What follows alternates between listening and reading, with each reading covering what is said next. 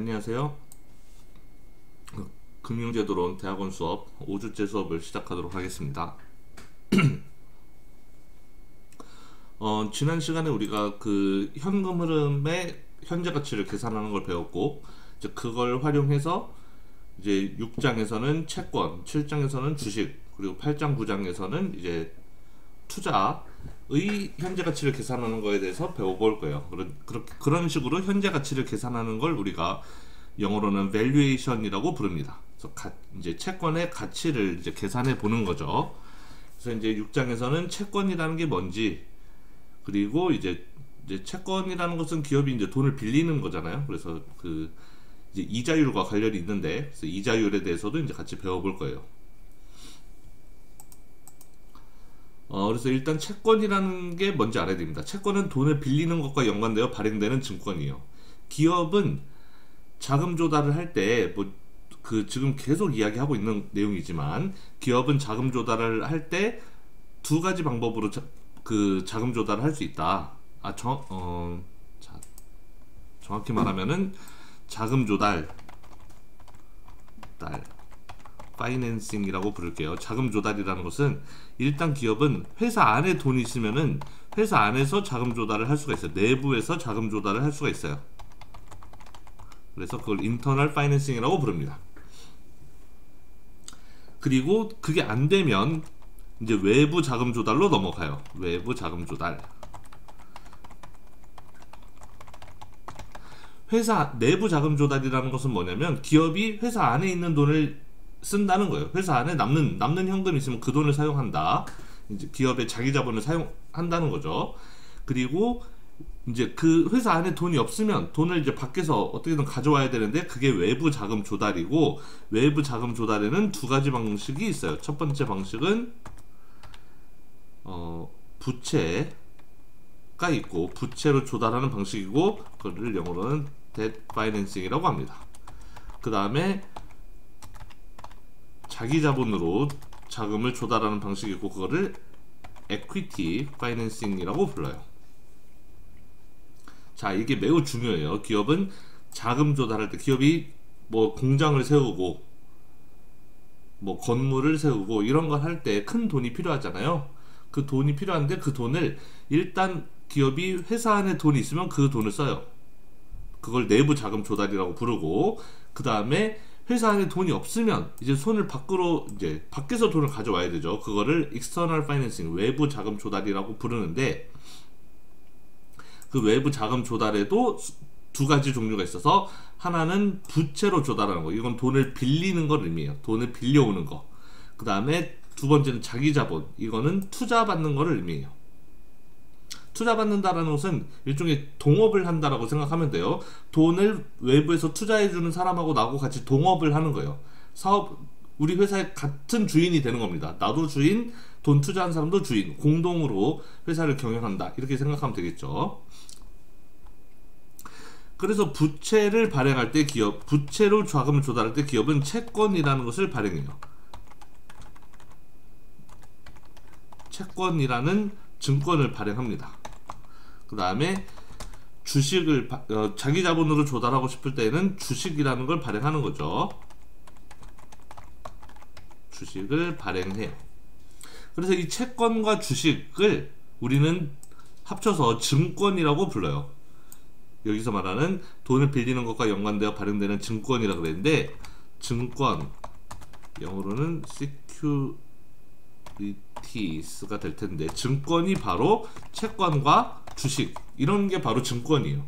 기업이 증권을 발행하는 이유는 돈을 외부에서 자금 조달하기 위해서 증권을 발행하는 건데, 이 증권 중에 채권은 언제 발행하느냐? 돈을 빌리고 싶을 때, 부채로 조달하고 싶을 때 채권을 발행. 그 다음에 주식은 언제 발행한다? 주식은 자기 자본, 돈을 투자받고 싶을 때 발행하는 거예요. 그래서 채권이라는 것은 돈을 빌리고 싶을 때, 뎃 파이낸싱을 하고 싶을 때 기업이 발행하는 증권, 이만한 종이에다가 얼마 빌리겠음 하고 이제 쓰는 거예요. 그래서 이 부채권을 팔고 돈을 빌려오는 그런 거가 되는 거죠. 자, 이렇게 자금 조달의 순서를 표현한 것을, 자금 조달의 순서가 있다, 그거를 파이낸스에서는 패킹 order theory라고 부릅니다. 그래서 이건 뭐냐면은 자금 조달은 순서가 있어. 기업이 자금 조달을 할 때 선호하는 순서가 있다라는 거예요. 기업은 내부 자금 조달을 가장 좋아하고, 그 다음에 내부 자금 조달을 할 수가 없으면 그러면 외부 자금 조달로 넘어가는데, 외부 자금 조달은 두 가지가 있다 그랬죠. 부채와 자기 자본. 기업은 부채를 일단 선호하고 그 다음에 자기 자본을 이제 가장 싫어해요. 그러니까 자금 조달의 순서는 1, 2, 3번인데 1번 내부 자금 조달, 얘가 첫 번째 방법. 그 다음에 두 번째 방법은 부채, 채권을 발행해서 부채를 빌려오는 거. 그리고 가장 마지막 방법, 기업이 가장 쓰기 싫어하는 방법은 주식을 발행해서 자기 자본을 조달하는 거. 이런 순서로 기업은 자금 조달을 이제 선호하게 됩니다. 그거를 이제 파이낸스 학문에서는 패킹 홀더 티어리라고 불러요. 그래서 여러분들이 관심 있으면 패킹 홀더 티어리는 이제 구글 같은 데서 한번 검색해 보시면은 내용을 자세히 알 수 있을 겁니다. 그래서 채권이라는 것은 돈을 빌리는 바로어가 렌더에게, 돈을 빌려주는 사람에게 그 채권을 발행해서 돈을 이제 받는 거예요. 채권을 찍어서 이제 팔면, 발행해서 팔면 이제 돈을 가져올 수가 있는 거죠. 자, 그 다음에 채권에는 이 쿠폰이라는 게 붙는데, 쿠폰을 쉽게 말하면 이자라고 생각하면 돼요. 이자가 쿠폰이에요. 그래서 이자가 있는 채권이 있고 없는 채권, 무이표 채권이 있는데, 그래서 이자가 있는 채권 같은 경우는 채권의 현금 흐름이 어떻게 되느냐, 채권의 현금 흐름이 오늘 시점이 0이에요. 자, 여기가 타임이 있고 현금 흐름이 있어요. 그러면은 오늘이 0, 1, 2, 3, 4, 5, 5년 만기의 채권이 있다고 쳐봅시다. 그럼 오늘은 0이에요. 오늘은 내가 채권을 이제 예를 들어 내가 채권을 산다 그러면 회사가 나한테 이제 돈 빌리러 왔어요. 그럼 내가 채권을 이제 돈을 주고 사는 것, 그 이제 채권을 이제 돈을 빌려주고 사게 되면, 그러면 채권을 발행한 기업은 나한테 매번 이자를 줘야 돼요. 0 시점에는 아무것도 주는 게 없고 1년이 지나면 이자라는 것을, 쿠폰을 줘야 돼요. 쿠폰. 그래서 쿠폰을 주는데 그거를 그냥 줄여서 C라고 쓰겠습니다. 그래서 2년째도 똑같이 쿠폰을 줘야 돼. C를 줘야 되고, 3년째도 똑같이 C를 줘야 되고, 4년째도 C를 줘야 되고, 5년째는 C를 주고, 거기에 이제 만기가 됐으니까 5년은 이제 여기는 만기라고 쳐보죠. 여기가 만기예요. 만기라면 5년째가 이제 맨 끝이라면은, 그러면 그때는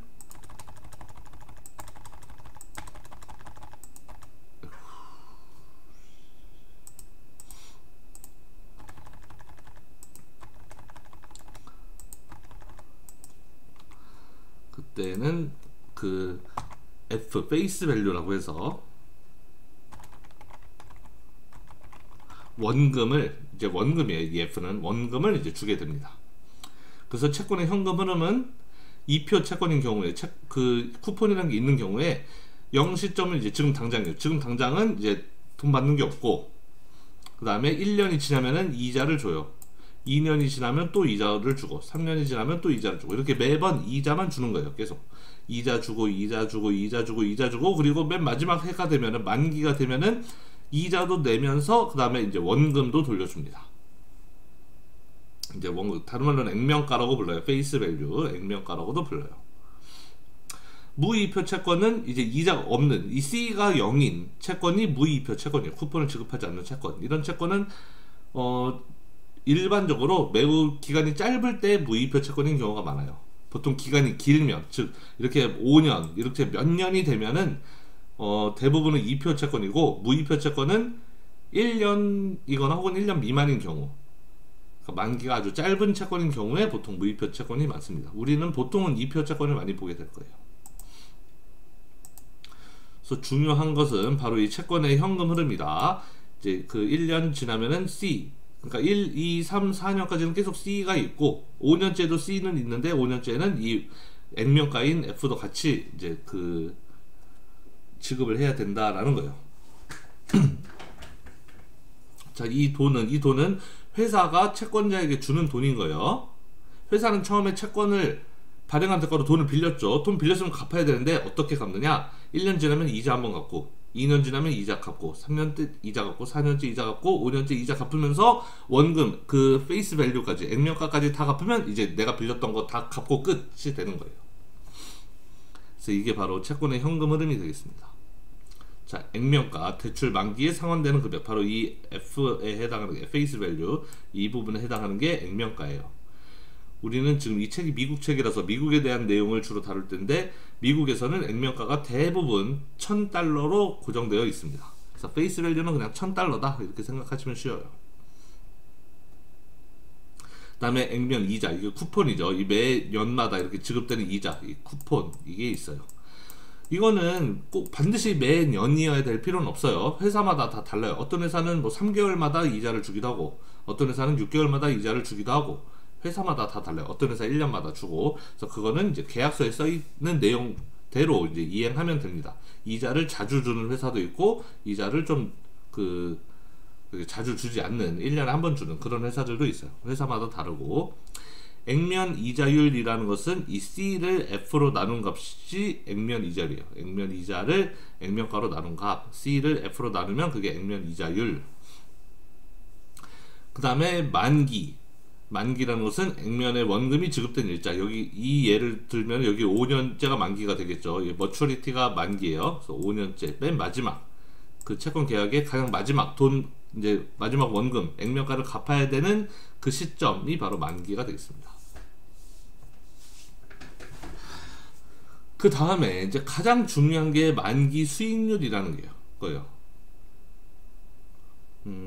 만기 수익률, 여러분들이 이걸 이해할 수 있으려나? 만기 수익률이라는 것은 뭐냐면, 그 채권의 가격이 지금 시장에서 형성된 가격이 있을 거 아니에요? 어떤 채권, 뭐 주식도 마찬가지고 채권도 마찬가지고 가격이 이미 시장에서 형성되어 있단 말이에요. 수요 공급에 의해서 적정 가격이 지금 시장 가격이 형성되어 있을 텐데, 내가 채권을 지금 이 가격에 사서 만기까지 쭉 보유하게 되면 내가 실제로 얻는 연평균 수익률, 그게 바로 만기 수익률이에요. 그래서 만기 수익률이라는 것은 지금 현재 채권의 가격에 의해서 결정되는 값이 만기 수익률이에요. 이거는 여러분들이 이해를 잘 못할 수도 있는데, 한국말이 서투르면, 혹시 이해가 안 되면은 저한테 질문을 따로 해주세요. 그러면 제가 좀 더 자세하게 설명을 해드리겠습니다. 이게 우리말이 잘 안 되는 상태에서는 이 말이 잘 이해가 안 될 수도 있는데, 어쨌든 다시 더 천천히 설명을 하면, 채권을 지금 현재 가격에 샀을 때 내가 만기까지 채권을 쭉 보유한다면 내가 그 실제로 얻게 되는 연평균 수익률, 그 값이 만기 수익률이다. 여러분들 수학을 좀 더 잘하면 사실 설명하기가 쉬운데, 지금 수학을 배제하면서 제가 설명을 하려다 보니까 설명이 좀 잘 안 되네요. 자, 채권의 가치는 이렇게 계산하는데, 여러분들한테 좀 무리인 수식이기 때문에 이거는 굳이 설명하지 않을게요. 일단 그냥 넘어가겠습니다. 그래서 이것도 그냥 넘어가고, 자, 이거는 채권의 가격과 수익률 간의 관계를 설명한 건데, 여러분들 이거는 알아야 돼요. 그러니까 이 YTM이라는 게, 이게 Yield to Maturity인데, 이게 바로 채권의 만기 수익률이에요. 대단히 중요한 값이에요. 채권에 있어서. 이 만기 수익률이라는 것은 사실 가격과 동일한 개념이에요. 채권의 가격이 딱 얼마로 주어져 있으면, 아까 그랬죠? 채권의 가격은 시장에서 형성돼 있는데, 내가 이 가격의 채권을 사서 채권을 만기까지 쭉 들고 있게 되면 내가 저절로 얻게 되는 수익률이 만기 수익률이다 라 그랬잖아요. 그러니까 지금 현재 가격이 얼마냐에 따라서 그 만기 수익률은 자동적으로 계산이 돼서 나오는 값이에요. 왜냐하면 채권의 현금 흐름은 정해져 있기 때문에 그래요. 채권의 현금 흐름은 변하지 않기 때문에. 내가 채권을 사면 채권의 현금 흐름은 여기 있는 것처럼 1년 뒤에 C, 2년 뒤에 C, 3년 뒤에 C, 4년 뒤에 C, 5년 뒤에 C 더하기 F, 이렇게 주어지는 걸로 나는 이미 알고 있어요. 내가 이 채권을 지금 사면 앞으로 1년 뒤에 C, C, C, C, 그리고 C 더하기 F, 이게 나한테 돈이 들어온다는 걸 안다. 그렇다면은 내가 앞으로 돈이 나한테 얼마가 들어올지를 아는데, 그럼 내가 지금 이 채권을 얼마에 사야 되는지만 안다면, 그러면 내가 지금 얼마에 사서 앞으로 돈 이만큼 받으면, 아, 그러면 내 연평균 수익률이 얼마겠구나. 이건 계산 가능한 값이잖아요. 그래서 채권의 가격이라는 게 주어져 있으면 수익률은 자동으로 계산되는 값이다. 이렇게 생각하면 쉬워요. 채권의 가격이 $1000다. 예를 들어서 $1000면 채권의 수익률은 이거 선 따라가서 이 아래로 그대로 내려가면 8% 이렇게 된다는 거예요.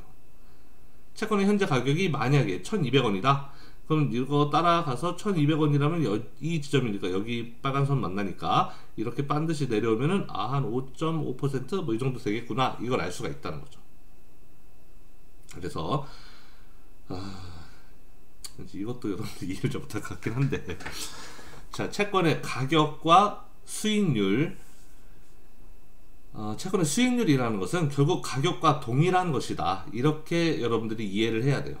가격이 정해지면 수익률은 자동으로 나오는 거예요. 가격이 여기 1300이다? 그럼 수익률은 자동으로 계산돼서 4. 얼마구나.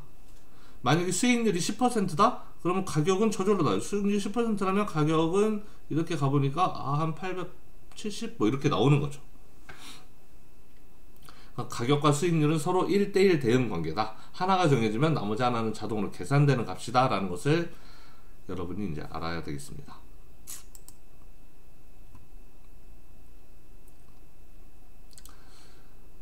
제 생각에 여러분들 아마 지금 수업을 거의 안 듣고 있을 것 같긴 한데, 혹시 수업 듣다가 잘 모르는 내용이 있으면 저한테 쪽지나 메일 보내서 그 질문을 꼭 하시기 바래요. 안 할 게 확실한 뻔하지만 그래도 혹시나 수업을 듣고 있다면 만약에 잘 이해가 안 되는 부분이 있으면 질문하십시오. 뭐 직접 찾아와도 되고요. 자, 그 다음에 할인채와 할증채, 뭐 이거는 중요한 게 아니니까 그냥 넘어갈게요. 이것도 그냥 넘어가고, 자, 그 다음에 이자율 위험이라는 거를 한번 보겠습니다. 이건 대단히 중요한 부분이에요. 이자율 위험이라는 게 뭐냐면, 채권 보유자에게서 변동하는 이자율에 의해 발생하는 위험을 이자율 위험이라고 불러요. 뭐냐면,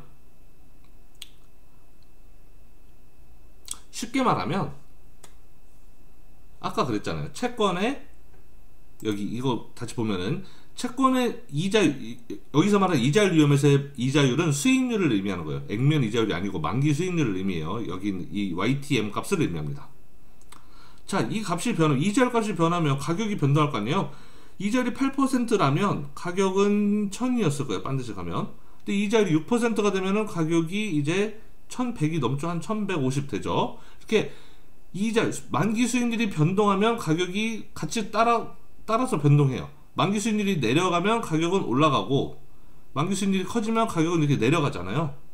그러니까 이자율 위험이라는 건 그거예요. 수익률이 변동하기 때문에 가격이 변동하는 거를 이자율 위험이라고 부릅니다. 이자율 위험이라는 것은 결국은 이 그림을 의미하는 거예요. 이 그림.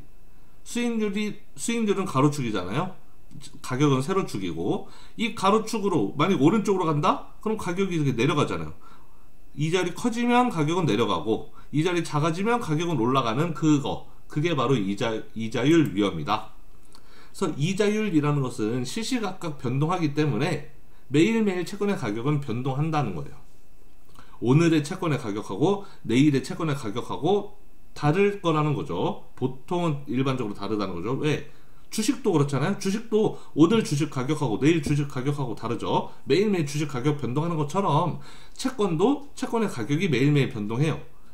그런데 채권의 가격은 그 수익률, 이자율이라는 게 정해지면 채권의 가격 자동으로 계산되는 것이기 때문에 매일매일 수익률이 변동한다 라는 뜻은 결국 매일매일 채권의 가격이 변동한다 라는 거랑 똑같은 얘기다 라는 겁니다.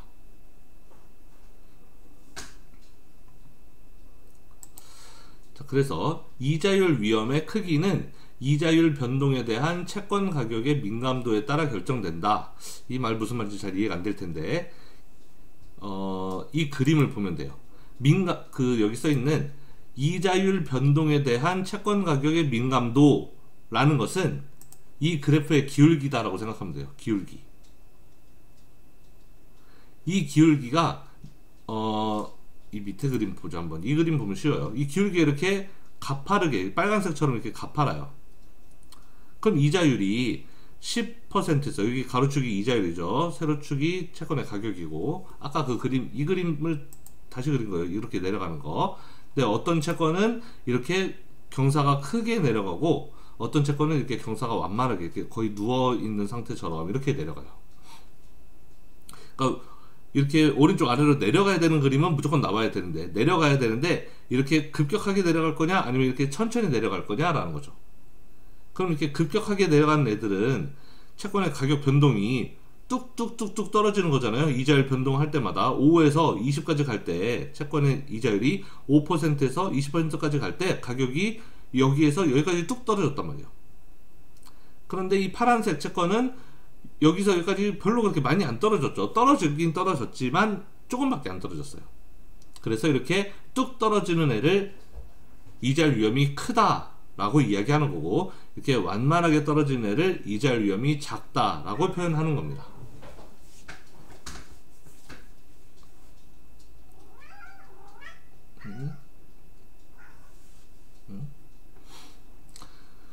그래서 여기 다시 보면은 이자율 위험의 크기는 이자율 변동에 대한 채권 가격의 민감도에 따라 결정된다. 이 그래프의 기울기가 가파르면 가파를수록 이자율 위험의 크기가 크다. 이 그래프가 완만할수록 이자율 위험의 크기가 작다. 이렇게 우리가 생각할 수 있다는 거죠. 자, 앉아있어.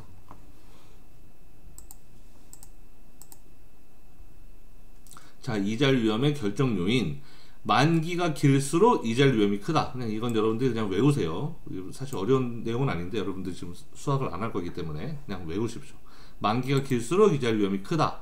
그리고 액면 이자율이 낮을수록 이자율 위험이 크다. 그냥 이거는 이렇게만 알고 넘어가면 됩니다. 이것도 할 필요가 없고. 자, 이번에 이 내용은 중요한 거니까 이 내용은 여러분들 반드시 숙지를 해야 돼요. 자, 부채와 자기 자본의 차이에 대해서 이야기를 할 거예요. 자, 아까 했던 거 다 지웠나? 다 지웠네. 아까 이야기했던 거 있죠? 부채라는 것은 기업이 돈을 빌리는 것을 의미하는 것이고 그 다음에 빌릴 때는 채권이라는 증권을 발행한다. 자기 자본이라는 것은 돈을 투자받는 것을 의미하고 주식을 발행한다 그랬죠, 기업은. 자, 그래서 이 두 개 차이. 기업은 자금 조달을 할 때 돈을 빌려올 수도 있고 투자받을 수도 있다 그랬어요. 그런데 돈을 빌려올 때는 기업이 이제 부채로 돈을 빌린다라고 이야기하고 돈을 투자받을 때는 자기 자본으로 자금을 조달한다 이렇게 부른다 그랬습니다. 부채와 자기 자본 우리 2장에서 그 수없이 이야기했었죠. 기업의 자산은 부채와 자기 자본으로 이루어진다. 뭐 그 재무 상태표에서도 이야기 다 했던 내용입니다. 자, 그래서 일단 소유권. 부채는 소유권을 행사할 수 없어요. 무슨 말이냐면 예를 들어서 내가 어떤 회사에 돈을 빌려줬어요. 내가 어떤 회사에 채권을 샀다. 채권을 샀다는 게 내가 그 회사의 주인이 된다는 의미가 아니다라는 거예요. 채권은, 부채는 돈을 빌리는 거잖아요. 내가 그 회사에 돈을 빌려주는 거잖아요. 돈을 빌려준 거지 그 회사를 내가 산 게 아니에요. 그러니까 소유권을 행사할 수가 없어요. 내가 억만금을 엄청 많은 돈을 빌려줬어도 나는 돈 빌려준 사람일 뿐이지 그 회사가 내 거는 아니다라는 겁니다. 반대로 자기 자본은 소유권을 행사할 수가 있어요. 내가 어떤 회사에 예를 들어서 1,000원을 투자했어요. 그 얘기는 이 주식을 샀다는 이야기는 주식을 샀다는 게 회사에 투자를 했다는 뜻인데 내가 어느 회사에 주식을 샀다는 것은 그 회사에 그만큼 주인이 되겠다라는 뜻인 거예요. 내가 돈을 1,000원을 회사에 투자했으면 나는 그 회사 1,000원어치 주인인 거예요. 내가 회사의 주인인 거죠. 1,000원어치에. 그래서 소유권을 행사할 수가 있다. 대단히 큰 차이입니다. 부채는 소유권이 없다. 자기 자본은 소유권이 있다. 그 다음에 채권자, 이제 돈을 빌려준 사람을 의미합니다. 이제 회사는 채무자가 되는 거죠. 우리말로. 채권자, 채무자 여러분들 무슨 말인지 알려나 모르겠네요. 채권자는 돈을 빌려준 사람, 채무자는 돈을 빌린 회사가 되는 거예요. 채권자는 돈을 빌려준 쪽인데 채권자는 의결권을 갖지 않음. 무슨 말이냐면 채권자는 돈을 빌려준 사람이잖아요. 그러니까 그 회사의 주인이 아니란 말이에요. 그러니까 의결권, 다른 이제 의사결정권이라는 뜻인데, 기업이 어떤 중요한 의사결정을 해야 될 때 투표를 할 수가 없어요. 왜? 주인이 아니니까. 소유권이 없으니까 의결권도 없는 거예요. 주인만 투표할 수 있는 거거든요.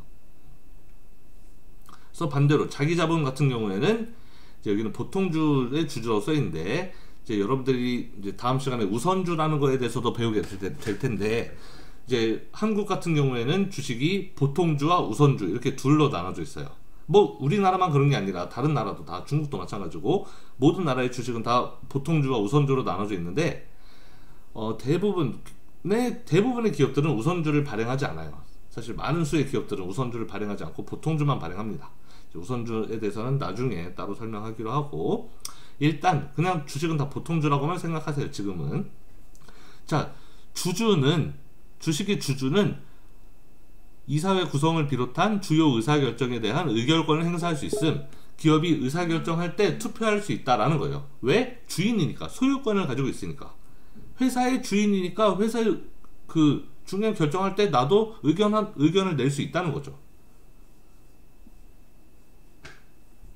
그래서 부채는 소유권이 없으니까 의결권도 없다. 자기 자본은 소유권이 있으니까 의결권도 있다.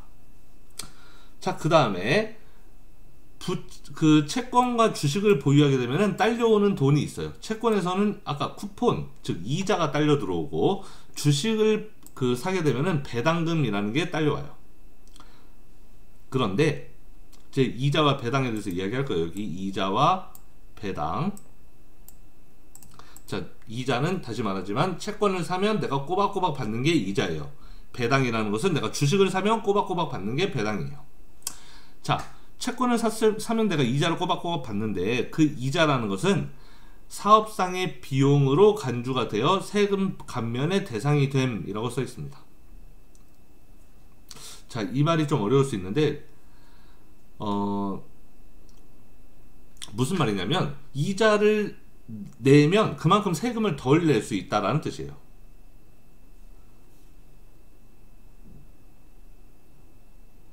자, 그게 왜 그러냐면, 우리 손익계산서 생각해보면, 손익계산서 인컴 스테이트먼트에서, 자, 맨 위에 매출액이 있고, 거기서 원가를 빼고, 뭐 비용 빼고, 감가상각까지 빼면은, 그러면은 EBIT라는 게 나왔었죠. 이게 Earnings Before Interest and Tax였어요. 즉 이자와 세금 내기 전 수익이라는 개념이 EBIT였는데, 여기서 뭘 먼저 빼냐면은 이자를 먼저 빼요. 이자를 빼고, 그 다음에 그럼 이자를 빼고 나면 또 남는 돈이 있겠죠. 그럼 그 남는 돈 EBT가 됩니다. 이제는 Earnings Before Tax만 남게 되는 거죠. 그럼 이제는 여기서 세금을 빼요. 세금을 빼고, 그러면 이제 최종적으로 남는 돈을 우리는 당기 순이익이라고 부릅니다. 넷 인컴이라고 불러요. 그리고 이 당기 순이익은 두 군데로 나눠서 갖게 돼요. 당기 순이익은 일부는 주주에게 배당금을 주고, 배당금을 주고, 일부는 회사 안에 유보한다. 사내에 유보한다. 그래서 유보이익이라는 말을 쓰죠. 유보이익.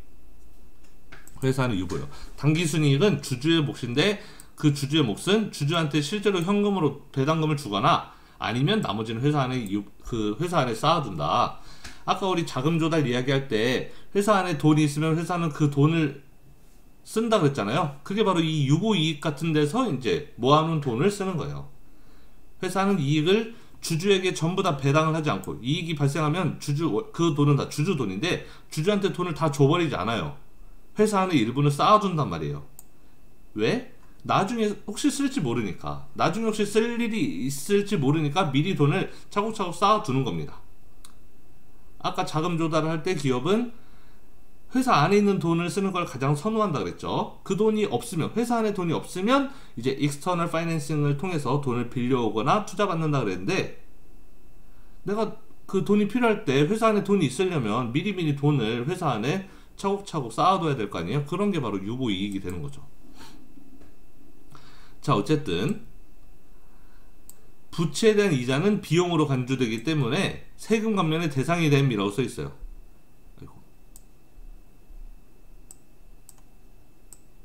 자, 얘가 왜 세금 감면, 이자가 왜 세금 감면의 대상이 되는가 봅시다. 예를 들어서 어떤 회사의 EBIT가 1000이었어요. 그런데 이 회사가 이자를 예를 들어서 500만큼 이자를 냈어요. 그러면 이 500을 빼야 되니까, 그러면은 500을 빼면 한 200만 뺄까요? 한 200을 뺍시다. 200만 빼요.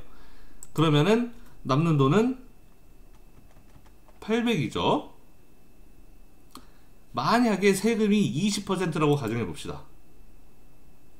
그냥 가정이에요. 20%라고. 그럼 20%라면 세금을 160원 내면 되는 거잖아요.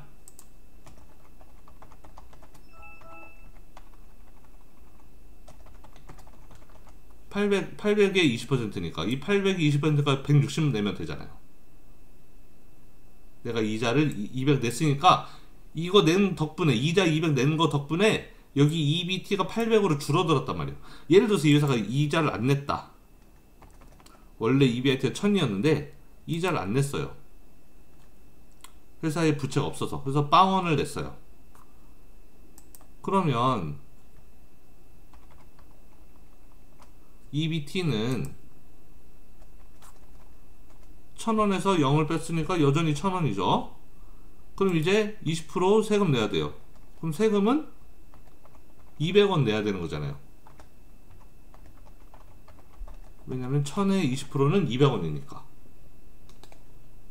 그러니까 이자를 내면 세금이 160인데 이자를 안 내니까 세금이 200이에요. 이자를 내니까 세금이 줄어들었죠. 200 낼 거를 160만 내면 되잖아요. 이거는 바로 이자가 비용이었기 때문에 그런 거예요. 그러니까 세금이 감면이 된다. 그런데 밑에 보면 배당금은 비용으로 간주되지 않기 때문에 세금 감면의 대상이 되지 못함. 이건 뭐냐면 배당 언제 주죠? 주주한테? 배당은 여기서 준단 말이에요. 여기서. 지금 돈 주는 순서가 중요한 거예요. 이자 먼저 주고 그 다음에 세금 내고 그 다음에 배당을 준단 말이에요. 배당은 이미 세금을 주고 난 다음에 배당을 주는 거예요. 그러니까 이전 단계에 영향을 미칠 수가 없는 거죠. 배당은. 이자는 세금에 영향을 미쳐요. 왜? 이자를 먼저 내고 나서 세금을 나중에 내니까. 먼저 내가 얼마 냈느냐에 따라서 그 다음 내는 세금이 결정되니까 이자를 얼마 냈느냐에 따라서 다음 세금이 결정이 되는데, 배당은 세금을 내고 나서, 여기 세금 내고 나서 배당은 나중에 주잖아요. 그럼 세금은 이미 돈 내버렸어요. 돈 내버렸고 그 다음에 남는 돈 가지고 배당을 주는 거니까 그 뒤에 뒤늦게 배당을 얼마 많이 주고 적게 주고는 앞에 세금에 이미 내버린 돈에 영향을 미칠 수가 없다. 그래서 세금 감면의 대상이 되지 못한다라는 거예요. 배당을 아무리 많이 줘도 세금을 깎을 수가 없어요. 하지만 이자는 좀만 내도 그만큼 세금을 깎을 수가 있다. 세금을 덜 내는 효과를 만들어낼 수 있다라는 겁니다. 그래서 그게 기업이 부채를 사용하는 동기 중에 하나가 될 수 있다는 거죠. 기업이 빚을 쓰면 좋은 점이라는 거예요. 빚을 쓰면 좋은 점은 뭐 우리가 두 가지 정도 이야기할 수 있는데, 첫 번째가 바로 이거, 세금을 아낄 수 있다는 거. 빚을 많이 쓰면 세금을 그만큼 덜 낼 수 있어요. 이자를 내니까. 그리고 두 번째 좋은 점은 레버리지를 활용한다는 점인 거죠. 우리 레버리지에 대해서는 예전에도 이야기 많이 했는데, 빚을 많이 쓰면 많이 쓸수록 주주에게 돌아가는 이익을 더 확대시킬 수 있다고 했습니다. 레버리지가 높을수록 반대로 위험도 커지지만, 어쨌든 위험 커지는 걸 감수한다면 어쨌든 주주에게 돌아가는 몫을 더 크게 만들 수 있기 때문에 그 부채를 사용하는 이유 중에 하나가 될 수 있다 그랬어요. 레버리지 효과는. 그리고 제가 그때 수업 시간에 이야기했었나 모르겠는데 미국 회사들이 최근에 레버리지를 굉장히 높이고 있다고 했었죠. 미국의 그 실리콘밸리에 있는 그런 큰 회사들도, 그런 회사뿐만 아니라 꽤 많은 회사들이 지금 미국에서 부채를 굉장히 높은 수준으로 유지하고 있어요. 그래서 여러분들이 그거에 대한 연구를 해보는 것도 아마 그 좋은 연구 주제가 될 수가 있습니다. 미국의 그 각 나라의 부채 비율에 대해서 연구하는 것이 이제 여러분들 그 학기 말에 보고서 써야 된다 그랬죠. 이제 보고서를 쓸 때 여러분들이 주제를 하나 잡아서 써야 될 텐데, 뭐 예를 들면 미국과 중국의 이제 부채 비율을 비교해 보는 거죠. 미국의 큰 회사들, 시가총액이 높은 뭐 애플, 구글, 뭐 페이스북, 아마존, 마이크로소프트 그런 회사들하고 중국의 또 큰 회사들 있잖아요. 알리바바, 텐센트 뭐 이런 회사들, 공상은행 뭐 그런 회사들하고 서로 부채 비율을 비교해 보는 거예요. 그러면 아마 제가 잘 모르지만, 제가 중국 기업들에 대해서는 잘은 모르지만 아마 꽤 큰 차이가 있을 겁니다. 우리나라랑 미국은, 대한민국하고 미국은 굉장히 큰 차이가 있어요. 한국 기업들은 부채 비율을 굉장히 적게 유지하는 그런 경향이 있어요. 미국 기업들에 비하면 지금 현저히 낮게, 우리나라의 가장 큰 회사 삼성전자, 하이닉스, 뭐 네이버 그런 회사들이죠. 아마 미국의 그런 시가총액 상위 기업들하고 비교하면 부채를 굉장히 적게 쓰는 것을 알 수가 있을 겁니다. 그러니까 부채를 적게 쓰면, 아까 부채를 쓰면 좋은 점 뭐라 그랬죠? 부채를 많이 쓰면 좋은 점은 세금을 적게 낸다, 그리고 레버리지 효과를 노릴 수 있다. 근데 한국 기업들은 부채를 적게 쓰고 있으니까 그 얘기는 세금 좀 많이 내더라도 우리는 안전하게 가자라는 주의라는 거죠. 왜냐하면 레버리지의 나쁜 점은 위험이 커진다라는 거니까요. 자, 그 다음에 원금이나 이자가 지급되지 못하는 경우에 채권자는 기업의 자산에 대해 법적 권리를 요구 가능. 뭔 소리냐면, 그 채권을 내가 사면 그 회사는 예를 들어 기업이 채권을 발행하면 기업은 이자를 꼬박꼬박 줘야 되죠. 이자를 주고 그 마지막에 액면가를 줘야 돼요. 그 돈은 법적 의무를, 그러니까 기업의 의무예요. 의무적으로 줘야 되는 돈입니다. 기업이 주고 싶으면 주고 주기 싫으면 안 주고 이렇게 할 수 있는 돈이 아니고 무조건 줘야 되는 돈이에요. 그래서 법적인 의무 사항입니다. 그래서 만약에 채권자가 받지 못했다, 그럼 그 회사를 상대로 법적 권리를 요구할 수가 있어요. 우리 법대로 갑시다, 재판정에 갈 수가 있다라는 거죠. 법원에 갈 수가 있어요. 그런데 주식을 발행했을 때 기업은 배당금 준다 그랬죠. 꼬박꼬박 주는 게 채권에서는 이자, 주식에서는 배당이라 그랬는데, 배당금은 기업의 의무가 아니에요. 기업은 배당금을 줘도 되고 안 줘도 돼요. 그렇기 때문에 주주가 배당을 받지 못했다 그래도 법적 권리를 요구할 수가 있어요. 왜냐하면 법적 권리를 요구할 수가 없어요, 주주는. 왜냐하면 기업의 입장에서는 이 배당금이라는 게 의무가 아니기 때문에, 의무적으로 줘야 되는 돈이 아니에요. 그냥 돈 주고 싶으면 주고 안 주고 싶으면 안 줘도 되는 돈이 배당이에요. 우리가 나중에 시간이 될지 안 될지 모르겠지만, 만약에 시간이 된다면 배당에 대해서도 한번 자세하게 배워볼 기회가 있을 텐데, 시간이 있을지 잘 모르겠네요. 자, 어쨌든 일단은 우리가 채권을 보유할 때 꼬박꼬박 받는 이자, 이거는 무조건 받아야 되는 돈, 이거는 법적인 의무인 돈인 것이고, 내가 주식을 보유하고 있을 때 받는 배당금이라는 것은 기업이 꼭 줘야 되는 돈은 아니다. 그래서 기업이 주면 고맙게 받지만 안 줘도 할 말은 없는, 주주 입장에서 회사한테 법적 권리를 요구할 수 없는 돈이 배당금이다 라는 거예요. 자, 그 다음에 이제 부채를 쓰면 안 좋은 점이 나오는데, 부채를 많이 쓰면, 과도하게 너무 많이 부채를 발행하게 되면 기업은 파산으로 이어질 가능성이 있다. 왜냐하면 파산이라는 게 뭐냐면 빚을 못 갚는 거를 파산이라고 부르는 거예요. 내가 빚을 빌려서 채권을 발행해서 이자를 꼬박꼬박 주고 마지막에 액면가를 줘야 되는데, 그 이자나 액면가를 못 주는 상황이 발생하면 그게 파산이거든요. 부채를 많이 쓰면 이자도 많을 거고 갚아야 되는 돈도 많을 거 아니에요. 그 돈을 못 갚을 가능성이 더 커질 테니까 파산이 발생할 수 있는 것이고, 만약에 부채를 아예 안 쓰고 100% 자기 자본으로만 기업이 구성되어 있다면 그 자체로 파산이 불가능하겠죠. 빌린 돈을 못 갚아야 파산인데 빌린 돈이 하나도 없으니까 빌린 돈이 없으니까 못 갚을 일이 발생할 수가 없는 거죠. 그래서 100% 자기 자본만으로 구성된 기업은 파산이 불가능하다.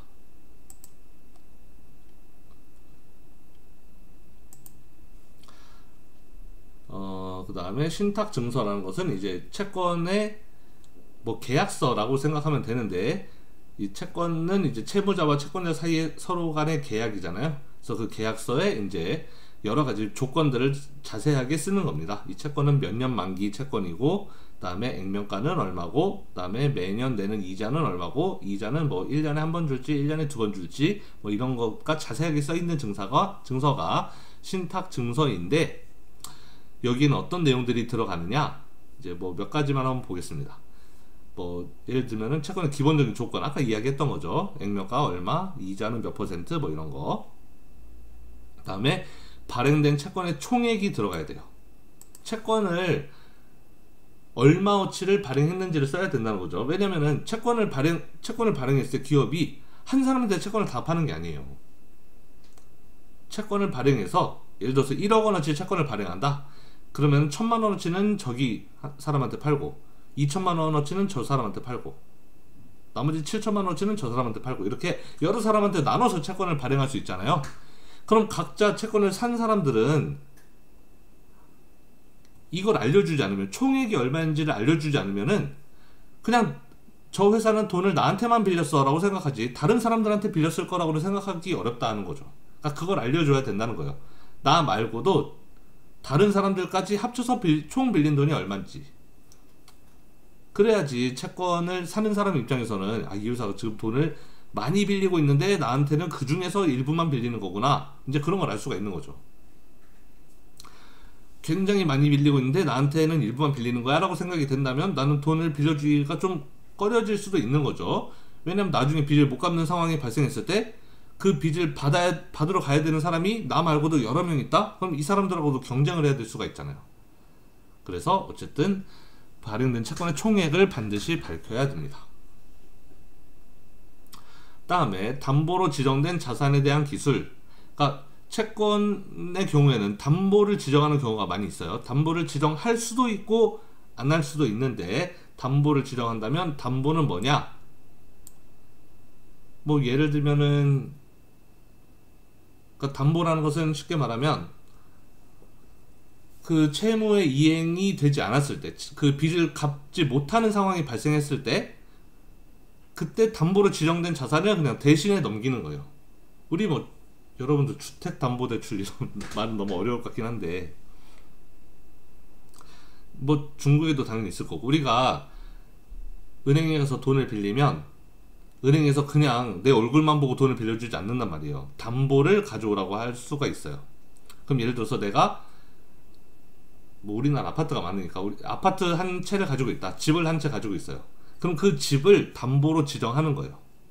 집을 담보로 지정하고 돈을 뭐 1억 원을 만약에 빌렸다.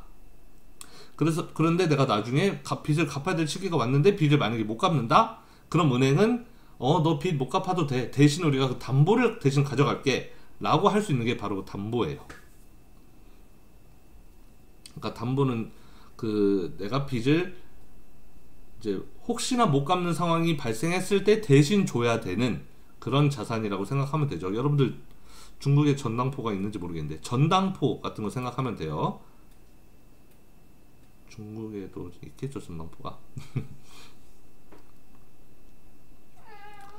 그 다음에 원금 상환 계획, 원금을 어떻게 갚을 것인가. 우리 아까 채권의 그 현금 흐름에 대해서 이야기했는데 매번 이자가 C 이렇게 붙다가 마지막에 액면가가 크게 붙는데, 앞에 붙는 C, 이자는 사실 큰 돈이 아니에요. 일반적으로 앞에 붙는 이자는 굉장히 작은 돈이에요, 맨 마지막에 갚는 원금에 비하면. 그래서 어떤 경우에는 원금을 미리미리 조금씩 상환하게끔 그렇게 강제하는 조항이 있는 경우도 있습니다. 마지막에 한 번에 다 갚으려면은, 그러니까 이자만 계속 갚다가 마지막에 한 번에 원금을 다 갚으려면 힘들 수도 있으니까.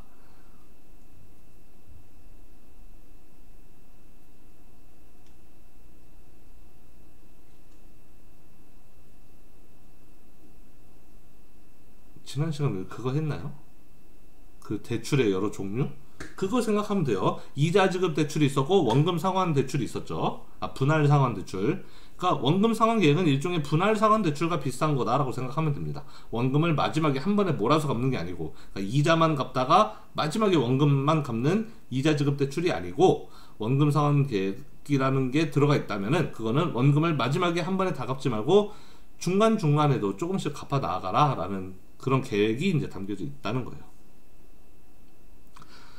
자, 콜 조항은 이건 여러분들이 좀 어려울 수 있는데, 콜 조항은 뭐냐면 그 주식의 콜 옵션하고 비슷한 거예요. 콜 옵션이 뭐죠? 주식의 콜 옵션, 어떤 주식을 내가 미래에 살 수 있는 권리라는 게 이제 콜 옵션이잖아요. 그래서 이 채권도 똑같아요. 콜 조항이라는 거 뭐냐면은 채권을 중간에 사들일 수 있는 권리가 콜 조항이에요. 우리가 일반적으로는 채권을 한번 딱 채권 발행했으면 만기까지 쭉 가는 거잖아요. 만기까지 계속 그 이자 갚고 원금 갚고, 이게 일반적인 채권이에요. 그런데 콜 조항이 삽입되어 있으면은 만기가 되기 전에, 만기 이전에 채권을 다시 사들일 수 있는 조항이 콜 조항이에요. 그러면 채권을 사들인다는 것은 내가 채권을 팔았으니까 그 채권을 다시 사들인다는 거잖아요. 채권은 누가 팔아요? 채권은 기업이 파는 거죠. 기업이 돈 빌리기 위해서 채권을 찍어서 내다 팔면 돈 빌려오는 것과 채권이었어요. 즉 기업이 돈을, 채권이라는 걸 발행하고 돈을 빌렸는데 보니까 만기까지 이 돈을 계속 가지고 있을 필요가 없는 거예요. 이 빚을 나는 중간에 갚아버리고 싶다 라고 할 때 사용하는 게 콜 조항이에요. 쉽게 설명하면 회사가 5년 만기로 돈을 빌렸어요. 그런데 이 돈을 빌려놓고 쓰다 보니까 굳이 5년까지 기다릴 필요 없이 한 3년 만에 갚을 수 있게 된 거예요. 그럼 중간에 3년 만에 갚아버리는 거, 미리 갚아버리는 거, 조기 상환이라고 생각할 수도 있어요. 그래서 미리 돈을 갚을 수 있는 그 옵션이 바로 콜 조항입니다. 이거는 그 돈을, 채권을 발행자 입장에서 갖고 있는 옵션인 거예요.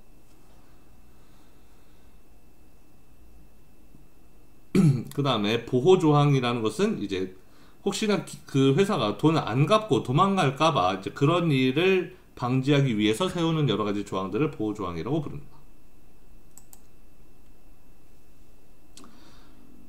등록사채, 소지인사채, 이거는 전혀 중요하지 않고, 보장 여부에 따라서 담보가 있는 것도 있고 없는 것도 있다. 이 정도만 알아두시면 되고, 뭐 여기도 알 필요 없어요. 그 다음에 이제 채권의 등급을 매겨요. 기본적으로 이런 신용평가 회사들 있죠. S&P나 무디스 같은 회사들, 여러분들 아마 금융에 관심 있다면 다 들어봤을 거예요. S&P 500은 들어봤죠, 최소한. 그 S&P랑 같은 회사입니다. S&P 500 지수를 만드는 회사, 그게 바로 스탠다드 앤 푸어스의 그 S&P라는 회사죠. 자, 이런 회사들은 신용을 평가하는 회사인데, 뭐의 신용을 평가하느냐? 그 회사 또는 그 정부가 발행하는 채권의 신용을 평가하는 거예요. 예를 들어서 대한민국 정부가 발행하는 국채, 채권이라는 것은 회사만 발행할 수 있는 게 아니라 정부도 채권을 발행할 수 있어요. 대한민국 정부, 중국 정부 다 채권을 발행할 수 있어요. 왜? 돈을 빌릴 수 있으니까. 정부도 돈 빌리고 싶을 때 있겠죠. 돈을 빌리려면은 채권이라는 거를 발행해야 돈을 빌릴 수가 있으니까요. 그래서 S&P 무디스가 대한민국 정부가 발행한 채권에 대해서 신용 등급 매깁니다. 미국 정부가 발행한 채권에 대해서도 신용 등급 매기는 거죠. 그래서 높은 등급이면은 이렇게 뭐 A가 많으면 높은 등급, 뭐 C, D로 가면 낮은 등급. 딱 대충 봐도 뭐가 높은 거, 뭐가 높고 뭐가 낮은지 알겠죠. 자, 중요한 것은 채권의 등급은 채무 불이행의 가능성만을 고려해서 매기는 게 채권의 등급이에요. 채권의 등급은 지금 이 회사가 또는 이 나라가 돈을 제대로 갚을 수 있을까 없을까, 그것만 봅니다. 돈을 무조건 잘 갚겠지라고 판단되면은 트리플 A가 되는 거고, 저 나라는 위험한데 저 회사는 돈 못 갚을 수도 있겠는데 싶으면 C나 D가 되는 거예요. 우리 나라별로 그 채권 등급이 어떻게 평가되고 있는지 한번 볼까요?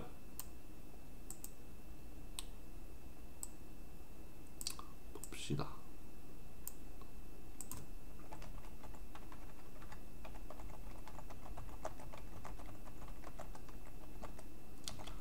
추리해 볼까요? 그러면은 정부 채권의 레이팅이 등급인데 그 나라별로 어느 나라가 채권 등급이 높으냐 봅시다.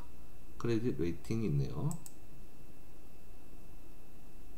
자, 그냥 여기 위키피디아인데 위키피디아로 그냥 보겠습니다.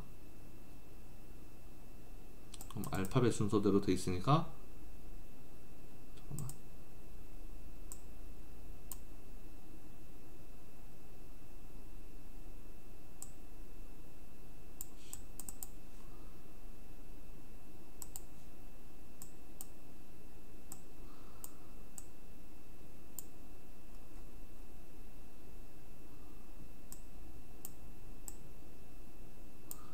네, 여기 보면은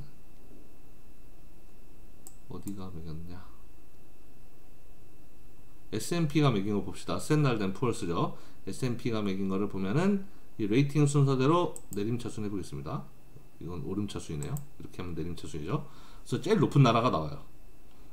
채권 국가별로 정부가 발행하는 채권 중에 캐나다, 덴마크, 독일 뭐 이런 회사들 선진국들이 당연히 높은 등급이죠. 자, 미국은 1등 신용국가가 아니에요. 미국은 AA 플러스죠. 그러니까 여기 호주, 스위스, 스웨덴 이런 나라보다 미국이 더 한 등급 낮아요. 지금 현재 한국은 보면은 미국보다 한 등급 낮죠. 우리나라는 대한민국은 AA. 그래도 뭐 전 세계적으로 봤을 때 높은 편이긴 하죠. 한국은 일본보다 높으니까요. 일본은 어딨냐? 일본은 그냥 싱글 A에 플러스예요. 그러니까 한국보다 더 낮죠. 지금 현재 한국이 일본보다 더 신용 등급이 높은 상태예요. 여러분들의 나라 중국, 일본과 같은 등급이죠. A 플러스, 싱글 A. 그래서 중국하고 일본은 같은 등급. 한국은 한 등급 위. 아, 두 등급 위네요. 왜냐면 AA 마이너스가 있으니까. 한국은 좀 더 높다. 미국은 더 높고 그 위에 캐나다, 독일, 덴마크 이런 나라들이 제일 높다. 뭐 이런 걸 알 수가 있겠습니다. 자, 이거는 다 각 정부, 각 나라가 발행하는 채권에 대해서 이렇게 그 등급을 매긴 거고요. 아까 이거는 S&P가 매긴 거랬죠. S&P가 매긴 건 이렇고 또 뭐 다른 회사들도 매길 거예요. 이게 피치도 있고 이제 3대 신용평가 회사가 S&P, 무디스 그리고 피치잖아요. 피치가 매긴 것도 뭐 다르지 않을 겁니다. 아마 비슷할 거예요. 딱 보면은 다 호주, 독일, 덴마크 이런 나라들 제일 높고 그 다음에 미국도 피치는 미국도 최상 등급으로 표기했네요. 그 다음에 저 밑에 한국 있고 중국 그 밑에 있고 일본이 여기서는 중국보다 더 미치네요. 네, 이렇게 있습니다. 또 무디스도 있겠죠. 여기 무디스가 발표한 거 보면은 무디스도 레이팅을 보면 네, 역시 미국은 높고 그 다음에 한국도 꽤 높고 그 다음에 중국은 여기, 일본은 여기. 네, 일본과 중국이 같은 등급이네요. 그래서 일본, 중국보다는 한국이 등급이 살짝 높다. 네, 뭐 그렇습니다. 자, 거기 나와 있던 것은 어디까지나 다 나라별로 이제 본 거고, 또 각 회사가 발행하는 채권도 있잖아요. 뭐 애플이 발행하는 채권, 구글이 발행하는 채권, 뭐 삼성전자가 발행하는 채권, 그런 회사채에 대해서도 이런 그 신용평가 회사들이 다 등급을 매겨요. 그래서 당연히 대기업일수록 더 신용이 좋은 회사일수록 높은 등급이 매겨질 거고, 신용이 낮은 중소기업일수록 이제 더 낮은 채권의 등급이 매겨질 겁니다. 자, 그럼 여러분 상식적으로 생각해서 높은 등급의 채권이 비쌀 것 같아요? 낮은 등급의 채권이 비쌀 것 같아요? 여러분들이 뭐 과일을 사러 갔어요. 만약에 뭐 사과를 사러 갔다. 좋은 품질이 비싸요? 아니면 싼 품질이 비싸요? 너무 당연한 거지만 좋은 게 비싸겠죠, 당연히. 채권도 똑같아요. 좋은 높은 등급이 비싼 거예요. 높은 등급이 가격이 높은 거예요. 가격이 비싼 거죠. 그리고 아까 가격과 수익률은 서로 동일한 개념이지만 서로 반대로 가는 거라 그랬죠. 아까 이 그림 다시 한번 봅시다. 이게 가격, 이게 수익률이라 그랬잖아요. 가격이 높다는 얘기는 수익률이 낮다는 걸 의미해요. 가격이 낮다는 것은 수익률이 높다는 걸 의미하고, 가격과 수익률은 서로 반대 관계. 수익률이 낮으면 이쪽이 낮은 거죠. 이쪽이 높은 거고, 수익률이 낮으면 가격이 비싸요. 수익률이 높으면 가격이 싼 거고. 그러니까 비싼 채권이라는 것은 수익률이 낮은 채권을 의미하는 거예요. 싼 채권이라는 것은 수익률이 높다라는 걸 의미하는 거고. 그러니까 채권 등급이 높은 채권, 미국 채권, 이런 채권은 등급이 높으니까 그런 채권은 비싸다 했죠. 비싸다는 것은 수익률이 낮다. 그런 채권은 안전하기 때문에 모두가 다 갖고 싶은 채권이잖아요. 그런 채권은 수익률을 높게 줄 이유가 없죠. 그러니까 미국 같은 나라들은 채권을 발행해서 돈을 빌릴 때 이자율을 이자를 많이 줄 필요가 없다라는 거예요. 이자 조금만 줘도 서로 그 돈을 빌려주겠다는 사람들이 많은 거죠. 그런데 예를 들면 가난한 나라, 어디 조그만 가난한 나라가 있어요. 그 나라는 등급이 이렇게 C나 D예요. 그럼 그 나라의 채권은 값이 싸겠죠. 다른 말로 하면 수익률이 높다는 걸 의미해요. 뭔 얘기냐? 그 나라는 돈 빌리려면 이자율이 되게 비싸야지만 돈을 빌려준다라는 거예요. 사람들이 그런 채권은 꺼릴 거라는 거죠. 등급이 낮기 때문에. 저 나라한테 돈 빌려주면 내가 나중에 못 받을 수도 있어 라고 생각되면 돈 빌려주기가 꺼려질 거 아니에요. 그러니까 이자를 많이 주지 않으면 거기다 돈 안 빌려주는 거죠. 이자를 많이 줘야지만 내가 위험을 감수하고라도 돈을 빌려주는 겁니다. 그래서 이 채권의 등급은 기업의 자본 비용과도 관련이 있는 거예요. 좋은 회사, 대기업들은 돈 빌리는 게 쉬워요. 이자를 조금만 줘도 돈을 빌리기가 쉽다. 근데 조그만 회사들은 돈 빌리기가 어려워요. 이자를 많이 줘야지만 돈을 그나마 빌릴 수 있는 거예요. 그러니까 이게 빈부격차가 더 심해질 수밖에 없는 거죠. 좋은 기업은 계속 더 잘 나갈 수밖에 없고, 왜냐면 돈 빌리기가 쉬우니까. 작은 기업, 중소기업들은 일단 공정한 싸움이 안 되는 거죠. 대기업하고. 왜냐면 중소기업들은 값싼 이자로는 돈을 빌릴 수가 없으니까. 돈을 빌리고 싶으면 이자를 많이 내야 되니까 훨씬 더 불리한 경쟁에 놓여 있다. 그래서 대기업과 중소기업은 이렇게 자본 비용에서도 차이가 날 수밖에 없다라는 겁니다. 뭐 이런 내용에 대해서도 여러분들이 역시 또 그 논문이나 보고서를 써볼 수 있겠습니다. 이 나라별 그 신용 등급 가지고 해볼 수가 있겠죠. 자, 이번에는 정부가 발행하는 채권. 방금 전에도 이야기했지만 채권은 회사만 발행하는 게 아니고 정부도 발행할 수가 있어요. 왜냐하면 정부도 돈을 빌릴 수 있으니까요. 그래서 국채가 있고 지방채가 있습니다. 정부가 잠깐만요.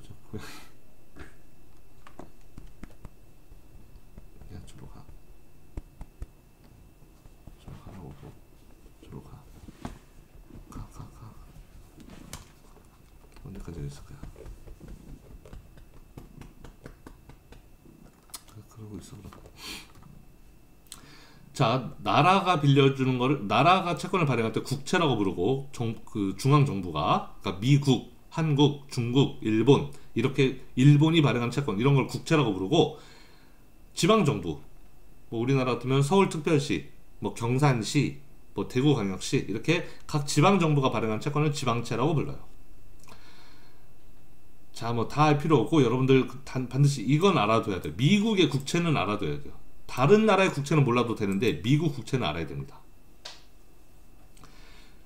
미국 국채 금리에 따라서 전 세계 주식시장이 엄청 흔들리죠. 지금 현재 그 주식시장에서 가장 중요하게 바라보고 있는 것이 미국이 국채 금리를 올릴 것인가 말 것인가. 이거를 지금 미국이 기준금리를 올릴 것인가 말 것인가. 이거에 굉장히 포커스를 맞추고 있죠.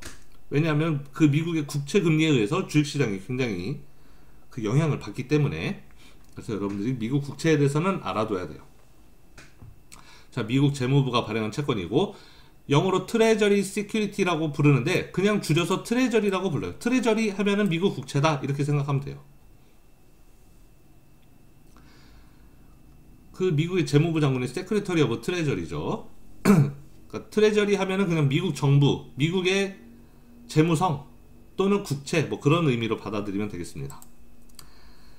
자, 세계 1위의 채권 발행 규모고요. 뭐 미국의 국채는 어마어마해요. 미국은 그 돈을 많이 빌리는 나라니까요. 그래서 세계 1위의 채권 발행 규모이고, 그러니까 그 어떤 회사, 어떤 나라도 미국 정부만큼, 미국 연방 정부만큼 돈을 많이 빌리는 곳은 없어요.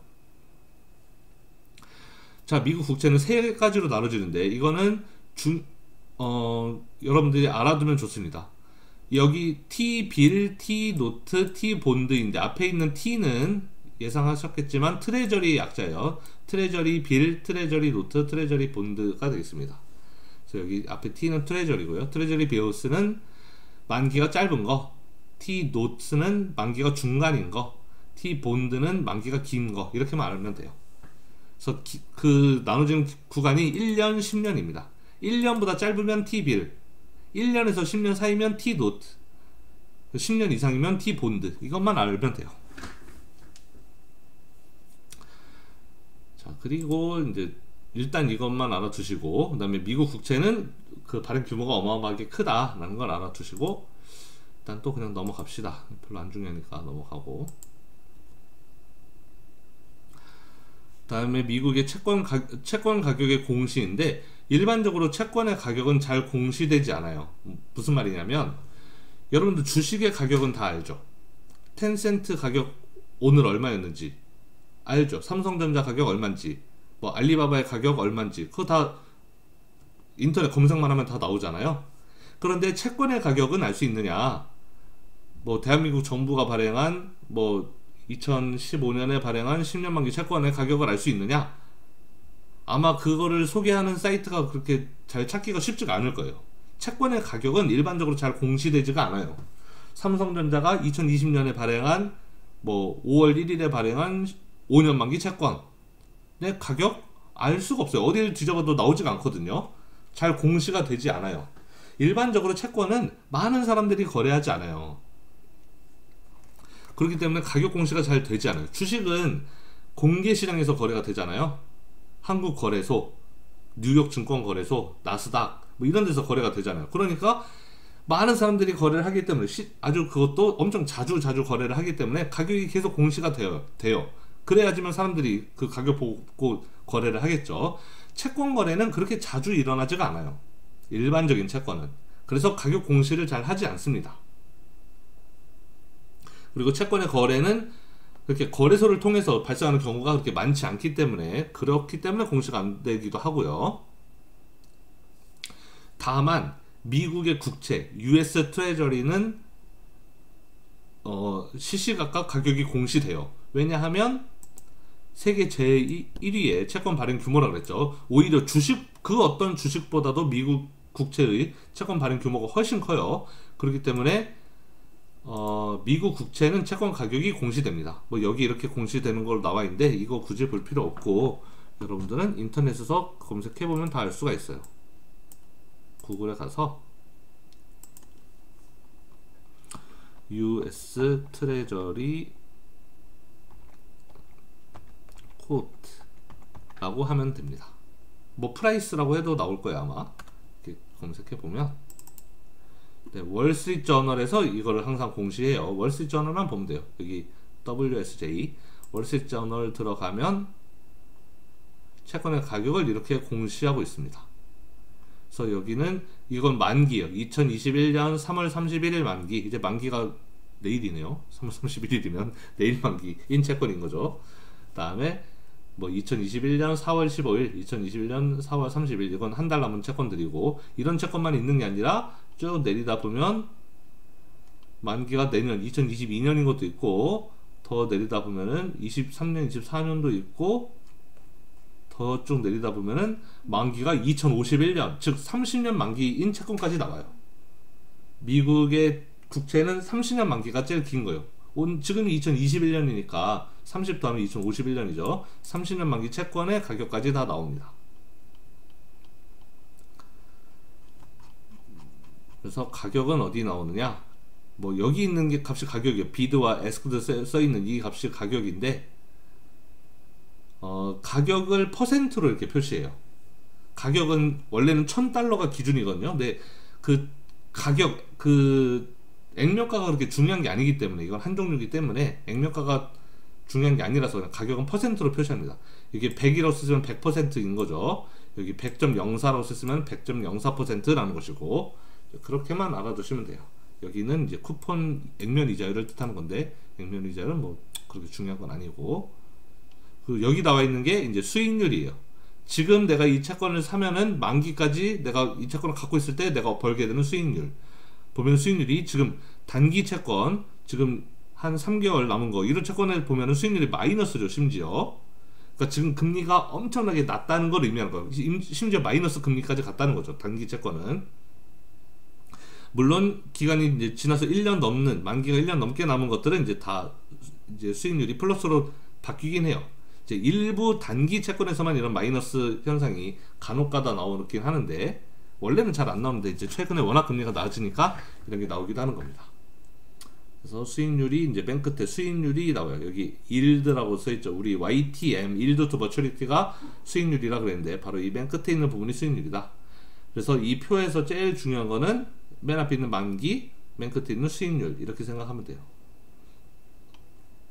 그래서 보니까 내릴수록 지금 만기가 길어지는 건데 내릴수록 지금 여기 있는 수익률 값이 점점점 커지는 걸 알 수가 있죠. 그래서 아, 만기가 길면 길수록 수익률이 높아지는구나 라는 걸 대충 느낄 수가 있습니다. 그래서 아까 거기 있는 거랑 이거랑 뭐 똑같이 생겼죠. 네.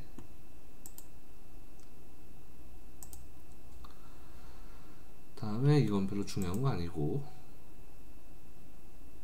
여기 있는 것 중에 몇 개만 볼까요? 이 앞에 것도 봅시다. 무이표채는 별로 중요한 게 아니고 이자를 그냥 쿠폰이 없는 채권이 무이표 채권이에요. 얘는 별로 중요한 게 아니고 그 밑에는 변동금리채. 이것 좀 중요할 수 있습니다. 변동금리채는 뭐냐면 우리 지금까지는 고정금리채만 배웠어요. 고정금리채는 fixed rate bond예요. 근데 얘는 플로링이라는 것은 이제 변동 가능하다, 떠다닌다라는 거죠. 변동금리채라는 건 뭐냐면 액면 이자율, 쿠폰이 특정 지수에 연계돼서 변동 가능한 채권이라는 거예요. 뭐냐면 우린 지금까지는 쿠폰이 정해져 있었어요. 쿠폰이 5%다. 그럼 5% 이자만 쭉 갚으면 돼요. 뭐 세상이 어떻게 변하든 이자는 계속 5%씩만 갚으면 돼요. 그런데 변동금리채는 그 이자 몇 퍼센트 할 거를 이거를 뭐 시중금리에 연계시켜 놓은 거예요.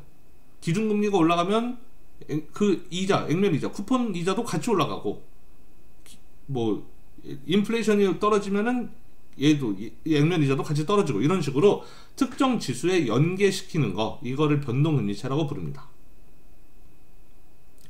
자, 다른 건 알 필요가 없고 일반적으로 변동금리채는 이제 이자율을 이제 특정 이자율 지수에 연계해요. 뭐 미국 같으면은 30년 만기 T본드, 10년 만기 T노트, 아니면 T빌 이런 거에 연계하고, 뭐 우리나라도 이제 뭐 기준금리에 연계를 한다든지 아니면 은행금리에 연계를 한다든지 이렇게 연계하는 경우가 많이 있는데, 자, 뭐에 연계하냐 이게 중요한 게 아니라 변동금리채라는 건 왜 있느냐, 이자율 위험을 줄여주는 채권이 변동금리채예요.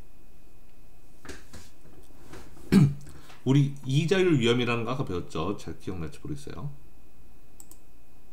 이게 이자율 위험이었죠. 이자율이 변동함에 따라서 가격이 이렇게 떨어지는 거, 이자율이 커지면 가격이 내려가고 이자율이 작아지면 가격이 이렇게 올라가는 거, 이게 이자율 위험이었는데 변동금리채는 이자율이 변동해도 가격이 일반적으로 굉장히 일정해요.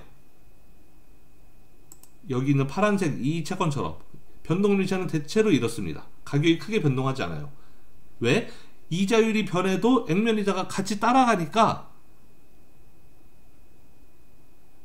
네, 그렇게만 이해하세요. 네, 자세한. 네. 이자율이 시중금리가 변해도 액면이자도 같이 따라가기 때문에 채권의 가격이 변동하지 않는다. 그렇게만 생각하면 됩니다. 변동금리채는 이자율 위험을 줄여주기 위해서 만든 채권이다 라고 생각하면 쉬워요. 자, 그 다음에 구조화 채권. 이거는 방금 봤던 변동금리채랑 비슷하긴 한데 그 채권의 액면이자를 뭐 액면이자가 변동하기도 하고 아니면 만기 시에 원금에 뭐 플러스 알파를 더해서 이렇게 주기도 하는데, 어쨌든 그 이자율에 연계시키는 게 아니라 주식이나 채권 다른 상품에 이렇게 연계시킨 게 구조화 채권이에요. 그 다음에 전환사채. 이거는 꽤 중요한 채권인데 전환사채는 매우 중요해요. 전환사채는 채권자가 원하면 주식으로 바꿀 수 있는 채권이 전환사채예요. 주식과 채권 기억나죠? 채권은 돈을 이제 빌릴 때 발행하는 게 채권이고 돈을 투자받을 때 발행하는 게 주식이라고 그랬잖아요. 자기 자본. 전환사채는 뭐냐면 채권은 채권인데 채권자가 전환권을 갖는 채권이에요. 채권자가 원하면 전환시켜 주식으로 바꿔버릴 수가 있어요. 그런 채권이 전환사채입니다. 그래서 얘는 사실상 주식으로 봐야 된다라는 의견이 대단히 많아요. 그래서 항상 싸움이 많이 나요. 법정 그 다툼을 할 때 이 전환사채 때문에 법적 분쟁이 발생하는 경우가 대단히 많아요. 얘를 채권으로 볼 거냐 주식으로 볼 거냐에 따라서 그 재무제표를 작성할 때에도 얘를 주식으로 볼 거냐 채권으로 볼 거냐 이거에 대한 의견이 나뉘고, 법정 분쟁을 할 때도 사실 많이 분쟁이 분분한 그런 채권이기 때문에 이거에 대해서는 잘 알아두는 게 좋습니다. 어쨌든 전환사채는 채권자가 원하면 주식으로 바꿀 수 있는 채권인데 주식과 교환이 가능한, 주식으로 전환이 가능한 채권이다, 이렇게 알면 되겠고요. 밑에 두 개는 뭐 몰라도 상관없습니다.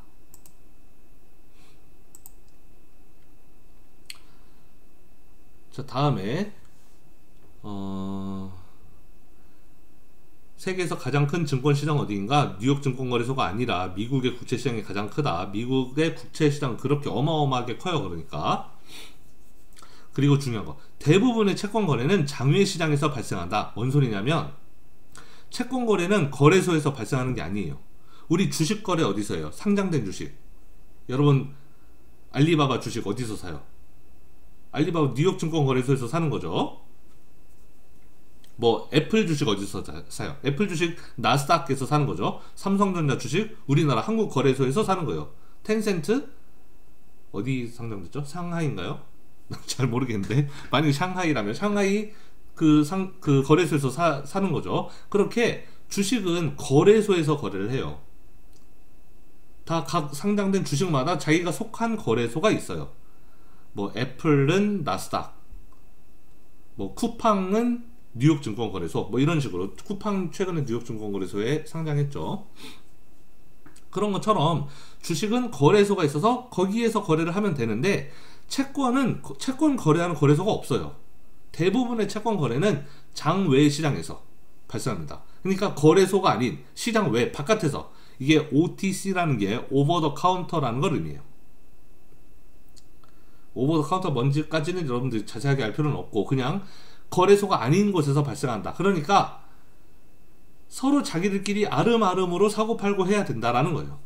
전 세계의 많은 딜러들끼리 서로 아는 사람들끼리 전자통신시설로 연결해서 자기들끼리 네트워크로 서로 사고팔고 하는 거죠.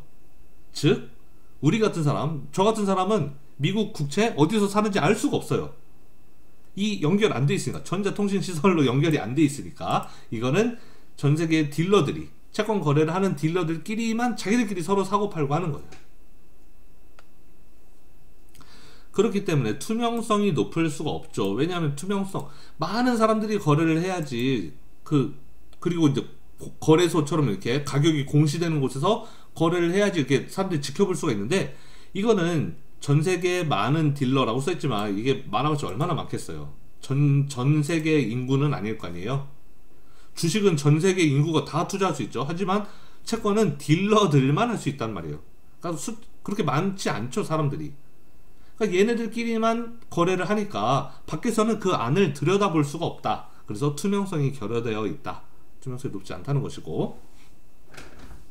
자, 일반적으로 채권 시장에서 가격과 거래량을 확인하는 것이 어려움. 아까도 말했죠. 채권은서 가격과 거래량이 공시되지 않는다고 했어요. 삼성증권이 발행한 채권, 삼성전자가 발행한 채권 얼마인지 알 수가 없다. 인터넷 아무리 뒤져봐도 그 채권이 지금 얼마에 거래되는지 알 수가 없다.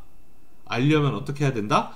이 전자통신 시설에 들어가서 지금 이 딜러들이 얼마에 그 채권을 거래하고 있는지 그걸 봐야 알 수 있는데, 그걸 외부에 잘 유출을 안 해요.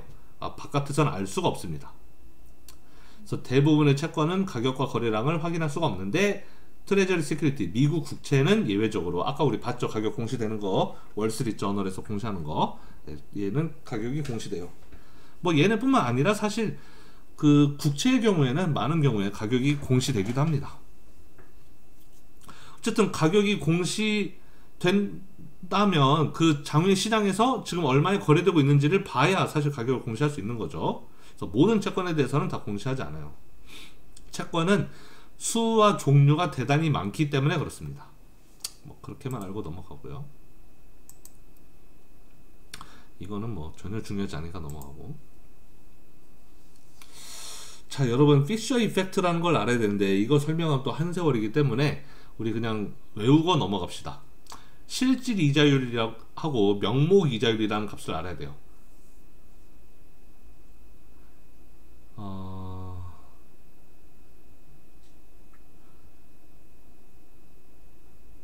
실질 이자율, 명목 이자율, 이것도. 자, 여러분들 이것만 외워요. 이 맨 마지막 거 이것만 외우면 됩니다. 명목 값은 large R은 노미널 값이에요. 명목. large R은 명목이고 small r은 실질이에요. 리얼 값이에요. H는 인플레이션이에요. 물가 상승률. 이걸 사실 이해해야 되는데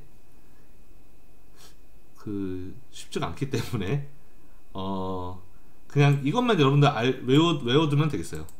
명목 이자율은 실질 이자율에 인플레이션 더한 거다. 이렇게만 외워두고 넘어가십시오.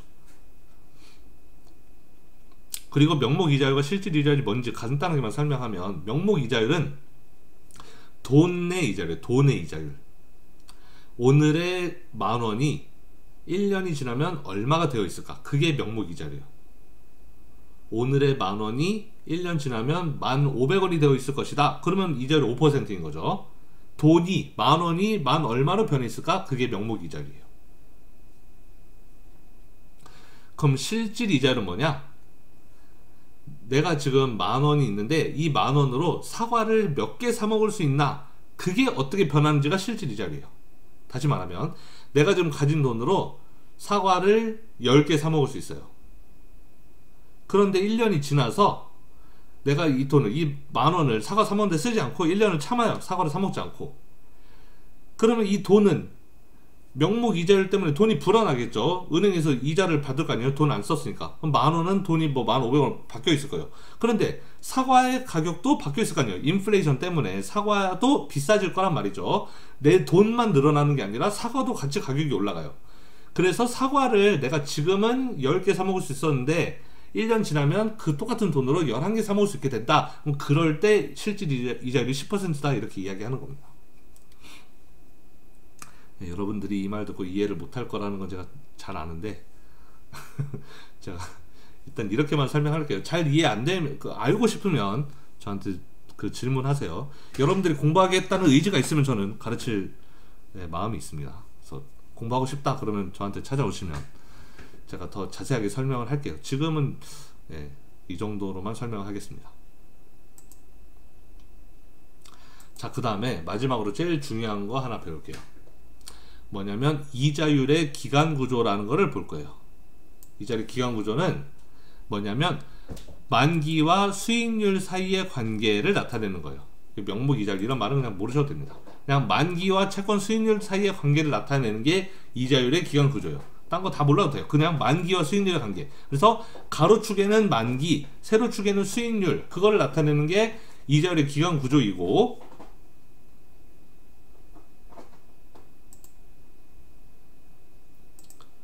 자, 이거 봅시다.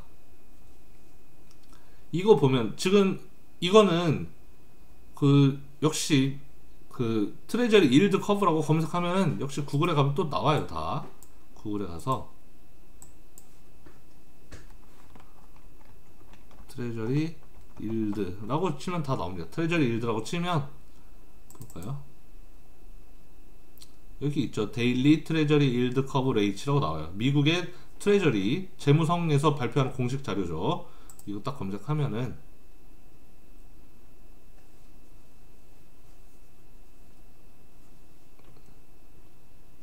네, 이렇게 미국의 그 가로축에는 지금 이게 만기예요. 한 달, 두 달, 세 달, 6개월, 1년, 2년, 3년, 5년, 7년, 10년, 20년, 30년까지 만기 순으로 이렇게 나와 있는 거예요. 가로축은. 그 다음에 이 세로축은 그냥 날짜예요. 이거 3월 29일이 이제 오늘인 거고 3월 26일은 지난주죠. 이제 이건 날짜고, 이 날짜는 뭐 별로 중요하지 않습니다. 자, 이자율의 기간 구조라는 건 뭐냐면은 이 만기별로, 만기가 커지면 커질수록 이자율이 커지냐 작아지냐 이거 보는 게 이자율의 기간 구조예요. 지금 보면은 만기가 길면 길수록 이자율이 점점점 높아지죠. 만기가 짧은 애는 0.02%라는 거예요. 이자율이 엄청 낮죠. 한 달 만기, 내가 한 달 만기로 예를 들어 국채에 투자한다. 만약 미국 정부에 내가 돈을 빌려줘요. 한 달 만기로. 그럼 내가 받을 수 있는 이자율은 0.02%예요. 내가 10,000원 빌려주면은 이자가 나한테 2원 들어. 수익률이 2원인 거예요. 1년 동안 2원. 자, 그래서 만기가 길면 길수록 이렇게 수익률이 높아지는 거. 30년 만기에 투자하면은 이자율이 꽤 높죠. 2.43%. 여전히 뭐 높은 이자는 아니지만, 여기서 말하는 이자율은 연평균 이자율이에요. 내가 30년 동안 다 합쳐서 2.43% 받는다는 게 아니고 매년 2.43%씩 받는다, 이렇게 생각하면 되는 거예요. 그래서 이자율의 기간 구조는 일반적으로는 만기가 이렇게 길면 길수록 이렇게 올라가는 그림이다. 그런데 이자율의 기간 구조가 왜 중요하냐? 이 차이가 클 때가 있고 작을 때가 있어요. 지금은 0.02랑 2.43의 차이인 거죠. 그런데 우리 한 달 전에 보면은, 여기 3월 1일이죠. 3월 1일은 한 달 전이잖아요. 한 달 전만 해도 한 달 만기하고 30년 만기하고 차이가 훨씬 작았어요. 그때는 한 달 만기는 0.03, 30년 만기 2.23이니까 한 달 전에는 그 차이가 2.20의 차이잖아요. 얘하고 차이가 2.20인데 지금 여기선 차이가 0.02, 2.43의 차이니까 2.41만큼 차이가 나죠. 지금 한 달 지나면서 이자율의 기간 구조의 기울기가 달라졌다라는 거예요. 그래서 우리는 이자율의 기간 구조에서 이 장기 이자율하고 이 단기 이자율하고 차이가 얼마나 나는가, 그걸 항상 주시할 필요가 있다. 그게 바로 이자율의 기간 구조가 나타내는 겁니다. 네, 그래서 오늘 수업은 이 정도로 하고 다음 시간에는 이제 주식에 대해서 계속 이어서 할게요. 지금 계속 중요한 부분만 이렇게 집어서 좀 넘어가는 방식으로 이렇게 여러분들 수업 길게 해봤자 어차피 내용 다 이해하기 어려울 거라는 거 제가 알고 있어서 수업을 좀 중요한 부분 위주로, 그리고 최대한 쉽게, 안 중요한 건 그냥 넘어가는 방식으로 하고 있는데, 혹시 여러분들이 공부를 정말 하고 싶어서 알고 싶은 내용이 있거나 더 자세한 설명이 필요하거나 할 때는 저한테 그 쪽지나 메일 같은 거 보내주세요. 그럼 제가 따로 훨씬 더 자세하게 상세한 설명을 해드리겠습니다. 오늘 수업은 여기서 마칠게요.